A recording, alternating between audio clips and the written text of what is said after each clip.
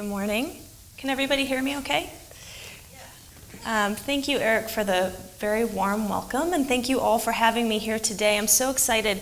Eric gave you a little history of what I've been doing in my career so far, and I really love coming to talk to groups about collective impact and also just community engagement, and I know there are a lot of people out there doing that work. So I'm really excited to learn more, hopefully, as the morning goes on. But first, I want to just share with you some of the things that I've done in my work. And one of the reasons that Eric invited me today was because of some work I've done in San Francisco in the Tenderloin. Now, is everybody familiar with the Tenderloin district in San Francisco, or should I kind of give a little history? History, okay. So I'm going to get more into this. I wrote a paper about collective impact in the Tenderloin. The Tenderloin is a very unique, very historically rich neighborhood in San Francisco.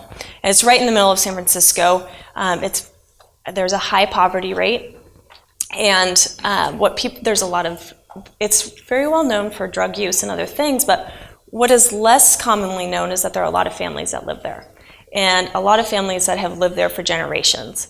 And it has a really rich community engagement. People are very involved and want to see improvement in the neighborhood, but a lot of times it has been sort of dismissed as this sort of drug epicenter. In any case, I'm going to talk to you today a little bit more about that neighborhood and some really beautiful things that are happening there in terms of healthy retail.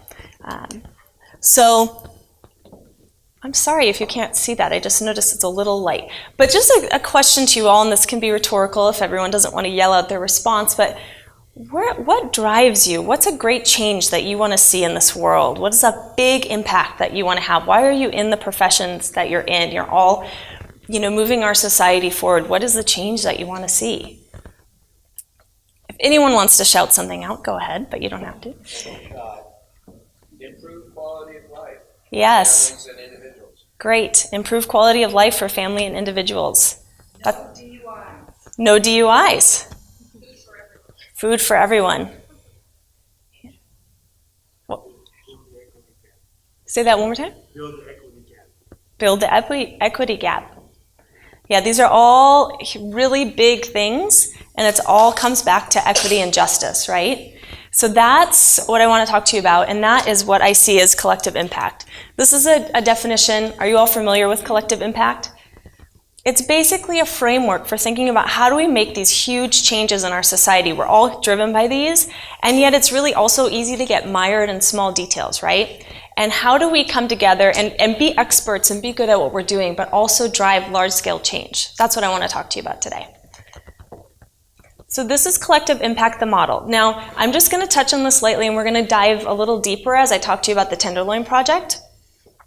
And also, I want to acknowledge that some aspects of this have changed. So first, this is sort of the bare basics of the model. There's 5 tenets. So if you're practicing collective impact in this framework, this sort of methodology, first, you come together with different organizations, agencies, individuals, and you create a shared agenda. What's your North Star? What's driving you forward? What's the change that you want to make in this world, in this community? Then you create shared measurement systems. So how do you know you're on track towards that goal? How are we all, keeping in alignment with one another and sharing that information? Of course, that also comes along with activities. So you're implementing activities, you're collecting data, you're continuously talking about those things, sharing with one another. And to do all of this, you need a backbone. So you need somebody, some organization, someone who's taking responsibility for convening everybody together, making sure people are driven towards the North Star, understanding the measurement, sharing, etc. Very important. So I just want to acknowledge that some changes have been made, and I think these are really important.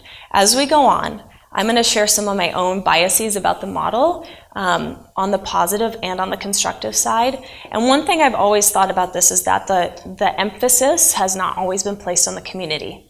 That's the change you want to see being made. That's where the change is going to happen. Those are the people that need to be involved also. And it largely hadn't focused on this. They're shifting towards that now. The sort of founders of the collective impact model are recognizing to make social change, these are people changes. You need people at the table. And so that's been an evolution of the model that I'm very much on board with.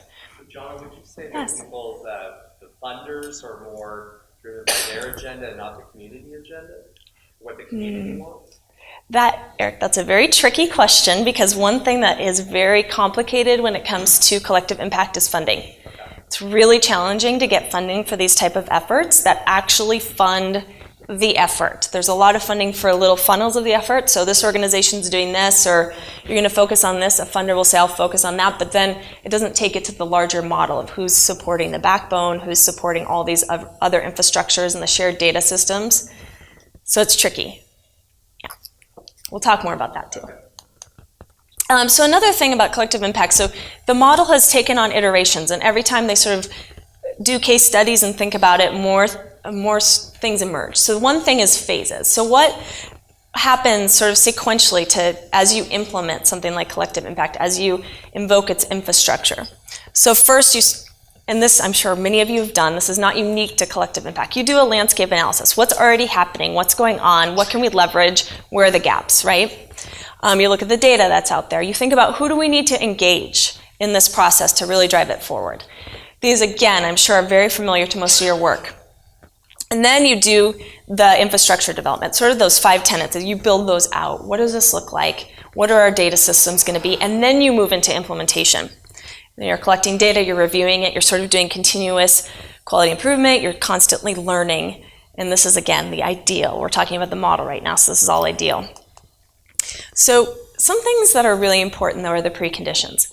And of course, people need to be driven by what's going on. They think there's something urgent about this. They want to be at the table. Decision makers need to be at the table. And something else that's really important is this, and this actually might be on my next slide, is that this is across sectors. So we're not talking about our usual colleagues always getting together and talking about the same things. Who else can you engage? And of course, you're going to hear me say repeatedly today that the community has to be at the table. And in fact, I would argue they need to be driving this effort forward. I will repeat that over and over again. But you also need to think outside of that. So there's a group in Oakland that I helped, and they're looking at education. And they were consulting with me, and I said, okay, who from housing is at the table?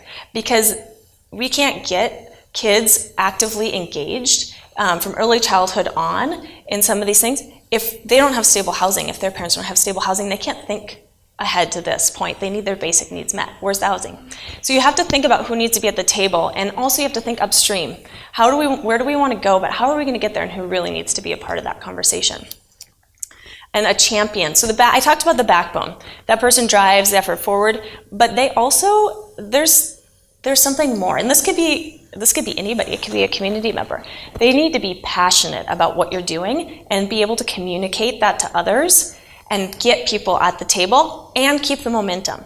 Because there's something I see with collective impact with all the groups I've worked with, where there's a really, in the first year or so, everyone's driven, they're at the table, people are showing up, and then all of a sudden there's a nosedive, and people stop coming, people aren't as driven to be there, and you need that champion to make sure everyone's on board. Okay, key elements. Oh, community driven, there it is again. I'm gonna say it over and over. Cross-sector, and also this, I'm sure, another thing that I've done a lot in my career is just evaluation.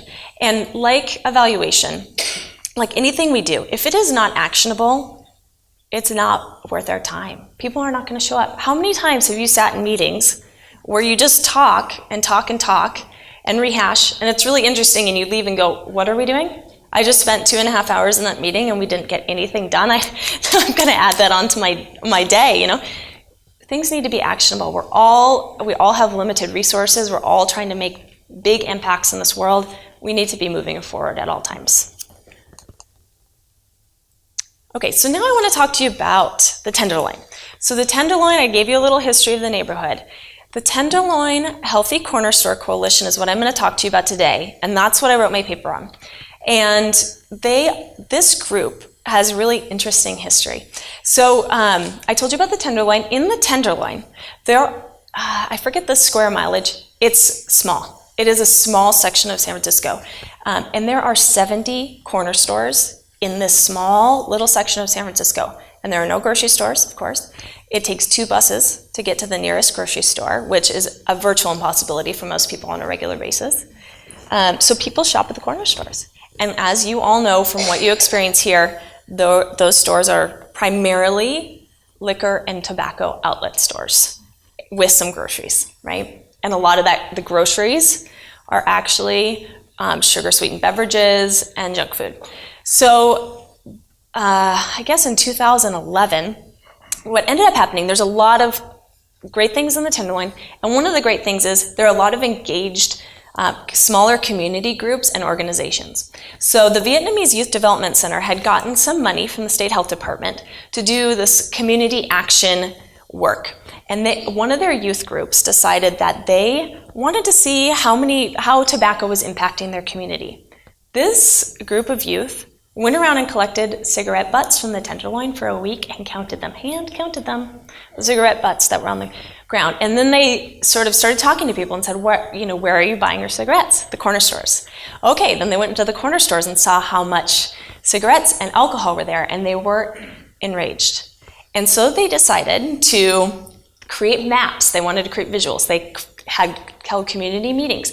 At one community meeting, I think they had 50 or 60 residents at their first community meeting. They shared the maps and they said, listen, this is what's happening in our community. What are we going to do? All of these stores are selling so much tobacco and alcohol, and that's what people are buying. And then they realized they don't have access to healthy food. What do we do? And so these youth convened this group of residents and organizations in their community. And from that cropped the Tenderloin Healthy Corner Store Coalition. This was a grassroots effort where they decided what they wanted to do is focus on these retail outlets and try to get access to healthy food and try to decrease the amount of alcohol and tobacco sold and purchased at those stores.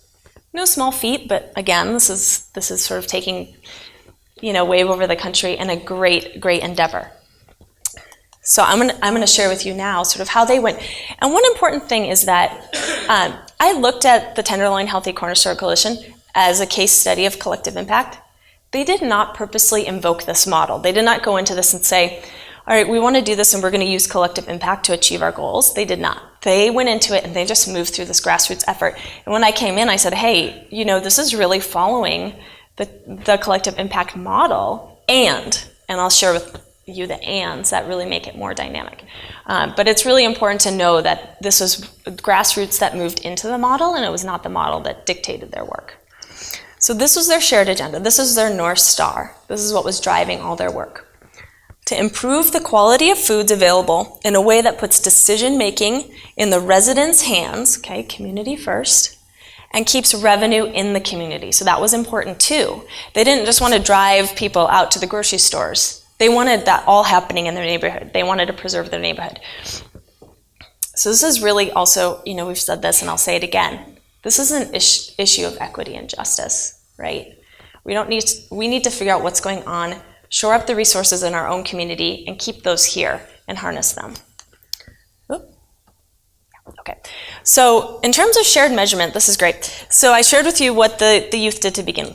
And then what happened was, when the community came together and they formed this coalition, they decided that they wanted to have food justice leaders, members of the community who wanted to do the measurement, wanted to be out in the community, figuring out what was going on. And so they're the ones who did this measurement, and they did two things. So they did a survey with the residents, asking them, what kind of food do you like to eat? Where do you shop? All of these different elements. And then they went into the corner stores, and they got permission from 56 corner stores of the 70 to go in, and they surveyed everything. You guys, they spent hours in these corner stores. And they looked at advertising for alcohol and tobacco, and they looked at fresh fruits and vegetables, whole grains, everything that was available. And they created shopping guides. So this one on the right, I think might have been their first shopping guide. And they gave every place a star rating. And they rated them on, the availability of fresh fruits and vegetables, the prominence of alcohol and tobacco.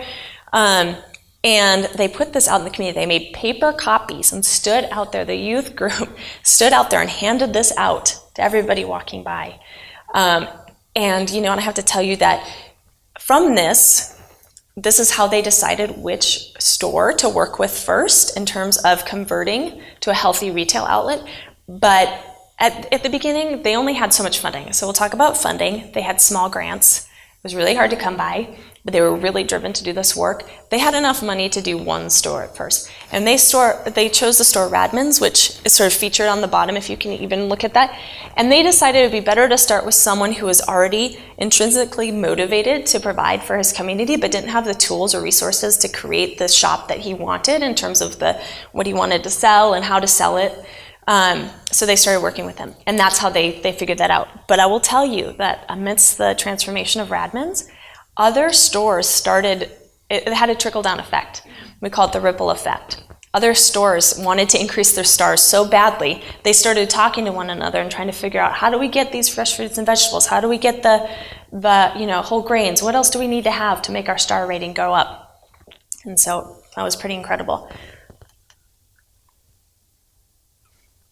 Okay, so mutually reinforcing activities. So at the table here, I want to share with you too is, it started with residents, started with local organizations, it grew. Local policymakers showed up at the table, the health department showed up at the table, housing, local mosques showed up at the table, the store owners. It really grew and grew, and still they have such a great turnout at each of their meetings. They probably have 100 people that are sort of engaged on one level or another in their meetings. And then people like myself and my academic partner became involved. So it was really gaining momentum and drew a sort of large crowd of people who are really willing to do things. And one thing that's important about collective impact is this, and this is a good distinction. You create your North Star. Where do we all want to go? All the organizations at the table are not going to do the same thing to get you there, right? We all have different specialties, different interest areas, different taps into different communities or resources. And so what we say is, how can we all complement each other in order to drive this work forward, right? And so it may look very disparate, your activities, but it's all towards that same effort. And if you have the measurement tools and you have the communication, you keep the understanding of how things come together at the end to drive your work forward. And that's what was happening here.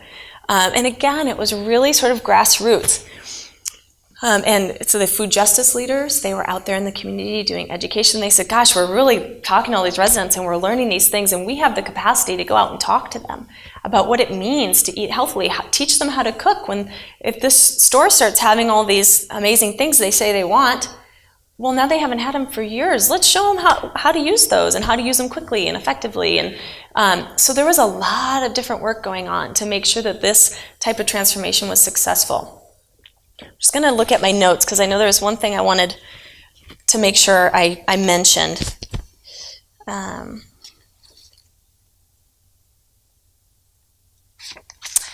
So one thing I wanted to tell you, and I know I'm kind of running on time, and I'll wrap this up shortly, but there's two sort of short stories I wanted to share here. So one thing is, this is more recent than when I was with the group, but the youth, two things. One is, there are a lot of youth involved in this still, and I think that's tremendous. One time more recently, there was a corner store. There's been a few more that have been transformed and been on board with this. And there was one that wanted to do the work of getting the resources to transform itself, but it was having a lot of alcohol and tobacco advertising. And two things happened. First, the youth sort of said, instead of calling the health department, which they could have, because it was all illegal amounts and location and everything else, it wasn't following the standards. Instead of doing that, the youth came in repeatedly, developed a relationship with the store owner, and came in and said, hey, you know what, we're just going to measure this because we know that you want to do this. We know you're on board.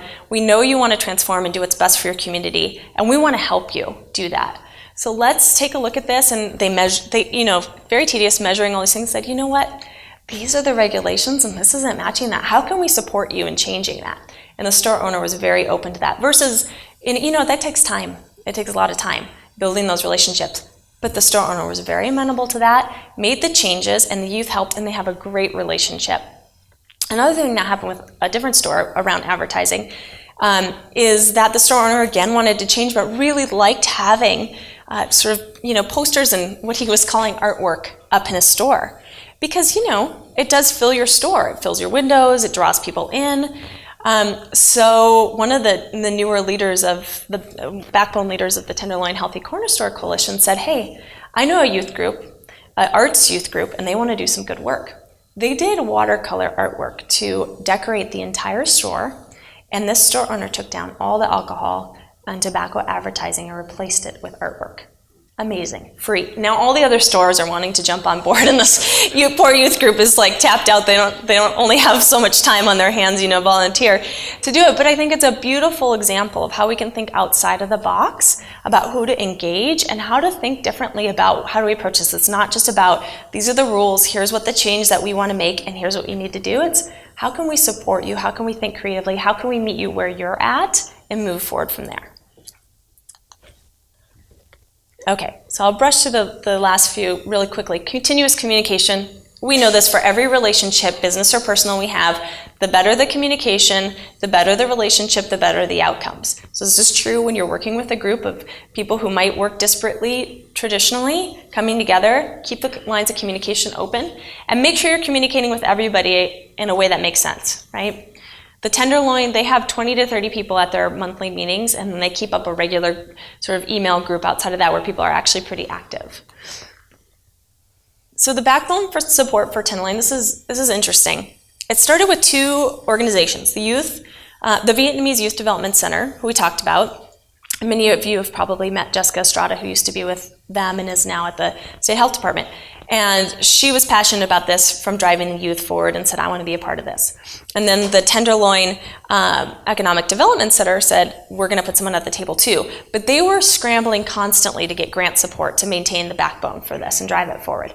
They dedicated themselves to do it, and they probably put in combined about 100 hours a month, and their organizations were supportive, but they had to do a lot of that outside of their normal day-to-day, which is really taxing and really hard. Now, the Tenderloin Economic Development Center has taken it on as a project, has committed to getting funding at their sort of organizational level for this effort, so the leaders of the backbone leaders of this can totally focus on this, and they have other elements of their job, but when they're focused on this coalition, that's all they're doing. They're not scrambling for funding. Very rare, very important. Okay, so challenges to collective impact. The funding, of course, very challenging. In this group in particular, linguistic barriers, there's a lot of different cultures represented in the Tenderloin, and they did a really great job with the shopping guides and everything else and putting materials in different languages. However, during the meetings, it could become challenging to communicate in 4 or 5 different languages and make sure everyone was on board and on the same page. There's power differentials among members, and that will happen in any group. Really challenging, and you got to have really strong, charismatic leaders at the table who can tune into people and understand those differentials and try to sort of massage those so we can always keep our focus on the North Star. And then participation from stores at first was a little challenging, and then has only grown in momentum as people have seen what's happened. And also the point of sale data from that has shown a great increase for the stores that have participated in this program, which is always, the business aspect is important. Insights. Okay, so one thing that I learned about this, and since the time that I worked with them, I've had the opportunity to work with and consult with a number of groups using collective impact across the country. And I will tell you, the more engaged people are at the community level, the more this resonates and comes from that level of people saying, like, I want to change in my community, here's a change I want to see, the better the results. The more passion behind this, the more longevity these efforts have, because there's a real desire for change from people who, this is about people changes. There's a lot of business and all these things that are involved in this and visual changes. This is about people changes, right? People changes take time, and it takes a lot of passion and dedication and commitment. So I think from my experience, having that sort of come from the grass up is the best way to do that. And who's at the table? Reflective of community. Who are we trying to support? They need to be at the table. Who all is involved? They need to be at the table. What's the upstream? They need to be at the table. Of course, ideally having flexible funding, always. And cross-sector collaboration. This isn't just going to be solved. These big problems are not going to be solved by one group. It's impossible. So you need to have a lot of players at the table.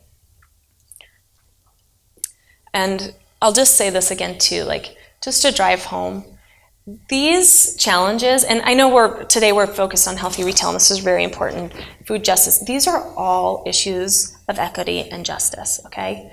It's really important to keep that at the forefront of our minds when we're thinking about how do we approach this. and to make sure that that's our framework moving forward at every step of the way, including how we collect data, how we share that every step of the way.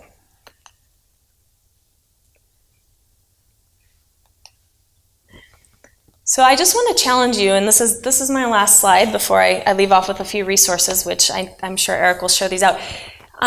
I just want to put a challenge to you and say, I focus a lot on community. How can you better engage the communities that you're trying to serve in the work that you're doing? What are some unique ways you can think about, think outside the box? It's not just about having people at the table. How do they truly feel supported, represented, engaged, and the drivers of this effort? So think about that, please, as you move through your day and as you move through your work. As you everyone goes to Bruno's this afternoon and sees the work that's been going on there, and obviously there's been great work there. Think about this question and try to challenge yourself to do something more. Thank you. Good morning. It's nice that I see a lot of familiar faces in the crowd, so this is less nerve-wracking. So thanks, Jonah, for all of your insight. And like Eric said, we have been chatting, and it's really wonderful to be able to share back and forth. And I learned a lot from her, and especially from that presentation, and really feel like I need to go back to our group and say where we need more community involved. But I'm going to talk a little bit about the Live Well Community Market Program, which is not exactly a collective impact model by any means, but what I like to refer to as a comprehensive approach to improving the food retail environment for underserved populations in San Diego County. So let's dig in. This is what I'll cover today. I want to define what health equity is, at least as how I understand it, and how it differs from health equality. I know Jonah was mentioning a lot about equity and justice, so I think it's really important that we get that definition nailed down. Then I'll talk a little bit about why healthy eating is a priority of the County of San Diego, where I work, what the retail environment looks like in the San Diego region. I'll define what healthy retail is. We keep throwing that term around, but what is that and what does it look like? And then I'm actually going to go into our Live Well Community Market Recognition Program, and I'll identify who the partners are that are involved, what the levels are that are part of the framework of the program, what the current markets are that we're working with that are participating in this program, and then also what the actual process is. So you'll get to see in depth what it looks like when we go from identifying a market to recognizing them. And lastly, I want to identify some ways that we can work together, and then also share an example of how we've partnered with Say San Diego and how beneficial that partnership has been. And then, as Eric said, we'll have some time for questions. So this is a complex issue, and I'm actually going to read something because I don't want to mess it up. Can everyone still hear me if I'm down here? Okay. So I borrowed this from Paula Dressel of the Race Matters Institute, and it's a concrete example of the distinction between health equity and health equality. So let's say there's a school district of middle school children, and they want to attain proficiency to conduct online research for their classes. Some middle schools in the school district have better IT infrastructure, so greater bandwidth, more computers per student, that sort of thing, whereas other schools in the school district don't have as much of that infrastructure in place. The school district as a whole receives grants to improve the IT infrastructure. So if we were to apply that in a health equality perspective, or from an equality perspective, we would distribute that funding out equally to all of the schools in the school district. If we took an equity perspective, we would distribute the funds to the schools that needed it more, and then really close the gaps and raise the bar for everybody. So I think that that's that important distinction between equity and equality, and it's not on the onus of the person, but really what the structure has been built for them or hasn't been built for them to provide them with the opportunities that they deserve. There's some other examples up here. Even when we have racetracks, we don't place everybody at the same line because the distances are different. So that's really that distinction between the two, and I think it's really important as we talk about public health that we outline what that means. I'm sure a lot of you have seen this slide, so it's really what drives the county's public health services. It's our 3-4-50 model. 3 activities: tobacco use, inactivity or a physical inactivity, and poor diet lead to 4 diseases that create 50% of death and disability in San Diego region. What's striking about this is that 50% of death and disability is preventable because we can change all of these activities. And this is true in the San Diego region, but it's also true nationwide. So that's why the County of San Diego has made it a priority to focus on healthy eating. And as I get into the recognition program further, you'll see how tobacco use is integrated as well. So the food retail environment in San Diego, how many folks here are familiar with the Healthy Stores for Healthy Community campaign? So a number of you, but for those of you who aren't, it is a statewide campaign, a survey that was done in collaboration with alcohol, tobacco, and nutrition folks. And they went into markets across the state to assess what the retail environment looks like. In the San Diego region, they assessed over 374 markets, and I just wanted to highlight some of the findings here. So less than half of the markets have fresh fruits or vegetables. 45% have storefront ads for sugary drinks. Half of the markets have tobacco marketing in kid-friendly areas, so near candy and that sort of thing, or below 4 feet. 100% of markets near schools sell Swisher Sweets, which are sweetly flavored tobacco products. Over 70% of markets sell alcohol, and 1/3 of markets have ads for alcohol on their storefront. So I'm not telling you all of this to depress you, but just to say that there's a lot of opportunity for change still and ways in which we can work together, and that's really where healthy retail comes into the picture. So what is healthy retail? It's sort of this intervention that's been taking place for the last 5 to 10 years across the nation, and it's the reason it exists is because a grocery store isn't always the answer to lack of food access and healthy food access. And when you look across underserved neighborhoods throughout the country, there's this really high density, especially as Jonah pointed out, of small and medium-sized markets where we know community members are going to shop to purchase their groceries on a day-to-day, weekly basis. So rather than trying to bring in a grocery store that maybe hasn't penciled out for the business and that sort of thing, why not work with this pre-existing network of small and medium-sized markets and encourage them to make some changes, especially since we know the community is already committed to shopping there. So that's really what the healthy retail focus is. And it also uses the marketing mix model, which includes these 5 Ps of product, placement, promotion, price, and prevalence. So in terms of product, we're really interested in, do they have fresh fruits and vegetables, or is it just sugar-sweetened beverages and salty snacks? In placement, can we bring those healthier options to the front of the store and maybe have those unhealthier options not be so prominently displayed throughout? Promotion, can we provide them with beautiful, nice marketing materials that really promote those healthier options and maybe encourage them to have fewer ads, replace them with watercolor paintings? Price, can we ask these store owners to make sure that water isn't more expensive than sugar-sweetened beverages? It's a simple request, right? And then prevalence, what is the density of these markets? Are there a lot of unhealthy markets located in certain neighborhoods? And if so, can we sort of insert some of these healthier markets into those neighborhoods? So this is really what healthy retail, from my perspective, means. And now moving on to the recognition program. The recognition program is something that was devised as a result of coming together with tobacco and alcohol prevention partners, with myself and some of my other colleagues from the nutrition side.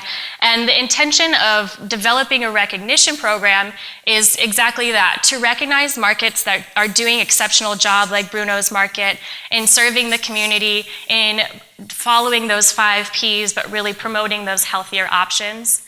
And it also has an added benefit of avoiding duplicating work. So if the folks at, say, San Diego were already working with Bruno's Market, and then we also want to work with Bruno's Market, rather than developing these 2 separate relationships, let's build together and figure out how we can work with one another, which saves time, saves money, benefits the community as a whole, and really reduces the burden on the store owners and what we're asking of them. So I wanted to recognize all of these partners who were part of developing the recognition program. Without them at the table, we would have been lost. I, by no means, am an alcohol prevention or tobacco prevention expert. I will say that I think I've learned quite a bit over the last couple of years, But without these folks at the table, we wouldn't have had such a robust recognition program that has now actually been recognized by the state of California as a golden model for other counties to use.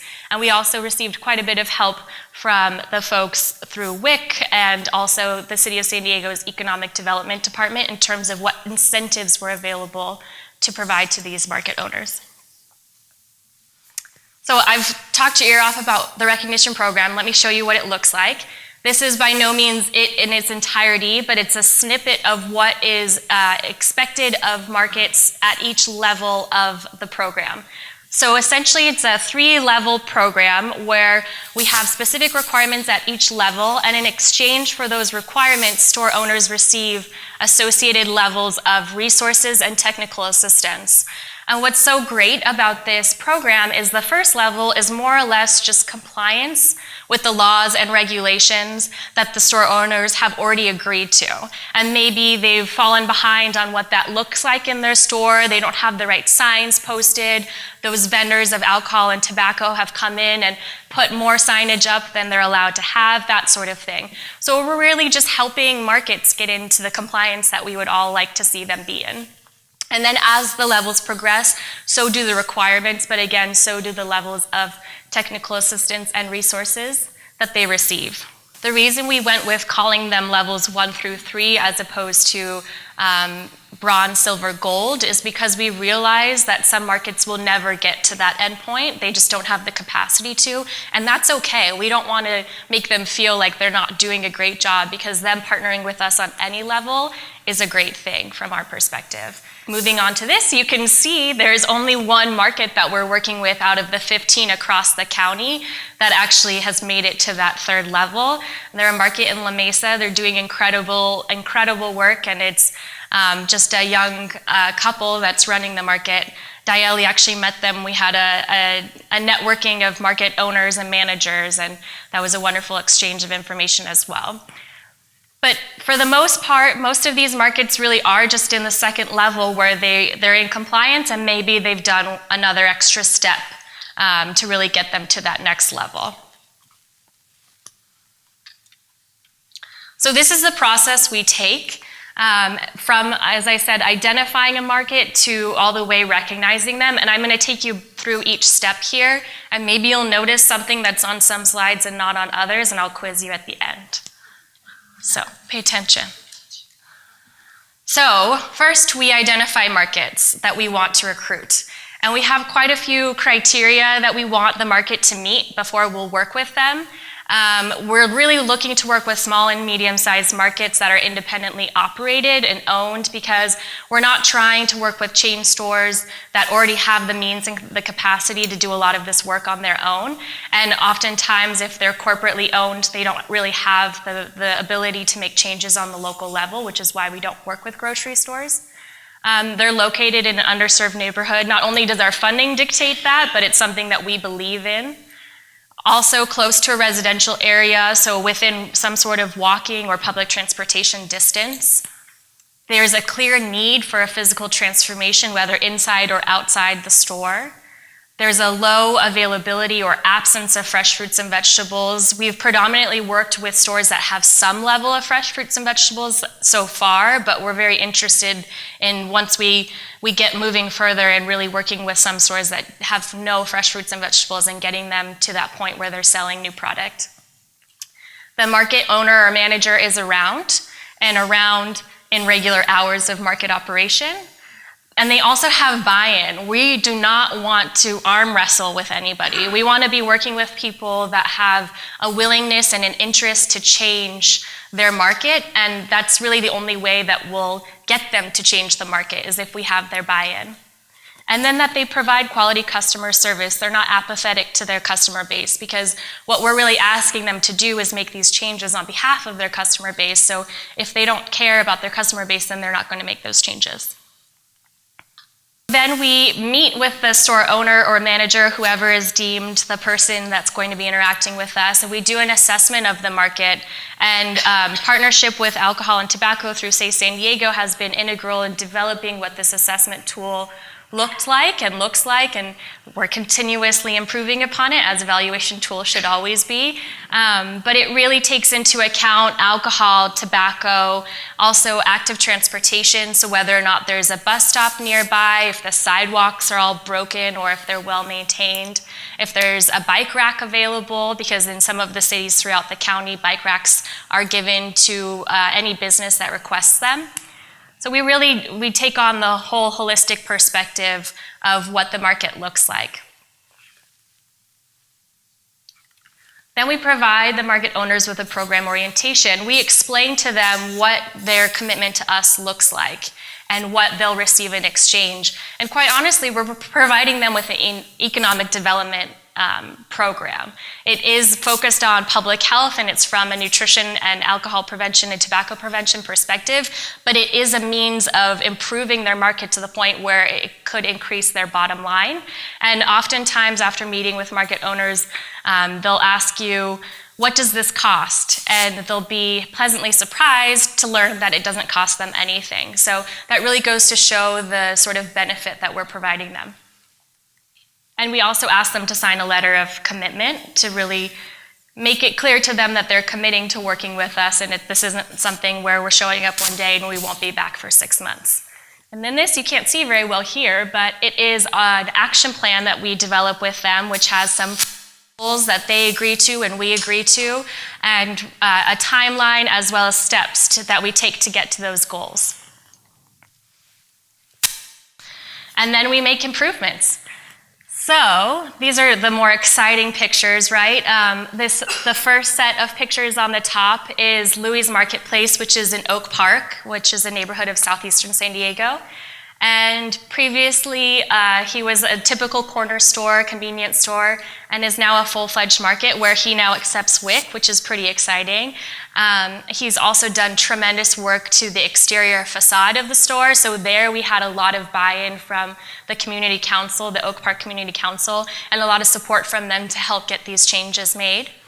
And Lateef Georges is the owner there. He's fantastic and very enthusiastic about supporting the community. Now on the bottom, I thought for an alcohol policy panel, this would be exciting. You can't see it very well, unfortunately, but on the left-hand side at Garden Farms Market in Lakeside, those windows were previously covered with large alcohol ads, and with a simple change, we were able to remove them and replace them with ads of pictures of fresh produce. And now that more accurately depicts what's available inside of the market. So although there is quite a bit of alcohol for sale, there is this huge area of fresh produce, and you would never know that from the outside. And it also changes who feels comfortable shopping there. Now moms and their kids can go in there and not feel like they're entering a liquor store. After we've made some changes or just single changes, we'll then do some sort of event. And that can be something as simple as nutrition education and food demos, or we do provide customer surveys, intercept surveys where we can find out from the customers what they'd like to see more of in the market. And that's really useful to the owners to know what they are or are not servicing to their customers. Or perhaps it's something a little bit grander. So this image on the right that again has like a weird lens flare on it, so sorry about that, is a picture of a crosswalk celebration. So Fresh Garden Market, which is a stone's throw from here in Mount Hope area of southeastern San Diego, the store owner there said that she'd really like to see a crosswalk available near her store so that her customers could safely cross the street to purchase things from her. And it's right off of the 805 on Market Street, which is happens to be one of the Vision Zero corridors. Some of the highest fatalities of any of the streets in the city of San Diego are. And we worked over a few months with the city of San Diego, and eventually they actually came out and striped the street and implemented a crosswalk. And it's adjacent to a community garden there as well, the Mount Hope Community Garden with Project New Village. And so we invited media and elected officials, and we had a whole big fun celebration. So that's another sort of event and the difference in events that are available for these markets once they've made these changes. And then next level is recognizing and sharing successes. So we're currently in development of creating some sort of database to post all of the participating markets and what they're doing, what they've done, where they've come from. And it'll mirror sort of the Live Well partner database that currently exists on the Live Well San Diego website. But we also, a lot of times, our partner organizations will post newsletters about some of the successes of the markets and that sort of thing. And we really try and like shop there when we can if we're in the area and recognize them in those ways. And then we also want to reevaluate. So although while we're working with the markets and staff is in there, once a week or once a month, so we know where they're progressing and where they're falling short and all of that. But annually, we do a reassessment of all the markets so that we can see progression over the years. I thought they'd get more laughs for that picture, but We don't understand it. he's looking, he's reevaluating himself. Yeah. The dog is Or herself, I'm not sure. So did anybody notice some sort of demarcation on some of the slides and not others? Stars? There you go, yeah. So I starred the slides where I think it makes the most sense for us to partner with the folks in the audience here to work together to make improvements to the markets. So I'm sure a lot of you in the audience know your communities very, very well and can think off the top of your head of one or two markets that you'd like to see some changes made to. Tell me. And especially if you have a good relationship with the store owner or manager, let's go in there together and let's see what sort of changes we can make together. Be there when we meet the market for the first time. Help us with the assessment. Let's do all these things together. Let's build an action plan that includes goals of changes you'd like to see that are maybe more related to alcohol or tobacco. And then let's actually work together to make those improvements. Let's go tear down those alcohol signs together. It's really fun. And then if you have, social media or something like that, like how Say San Diego is supporting Bruno's with putting on a media event directly after this panel, let's find those opportunities where we can recognize these wonderful community partners. And lastly, the same with assessing for the first time, let's reevaluate together. So I just wanted, in my last slide, to really highlight how wonderful the partnership with Say San Diego and with our alcohol and tobacco control folks within the internal county has been. It was really Say San Diego's proactive approach to include healthy retail activities in their state contract that led to this partnership. And as a result, we've been able to annually assess over 100 markets over the last 2 years throughout business corridors in the city of San Diego, which has expanded our reach significantly. We also, with their help and with the help of Irene, Linda, Danita, all in the crowd here, developed the recognition program framework as well as the assessment tool to assess these markets. And also, since funding, like Jonah mentioned, is always sort of wonky and set in its ways, the partnership has been able to help us leverage our funding so we can really provide more resources, even hardware resources, to markets and really expand our reach in that way as well. And lastly, I've been, like I said previously, I now have expertise I didn't have before, but I don't have it all. So it's really imperative to continue to partner together to provide that comprehensive, collaborative approach. And that's it. So thank you.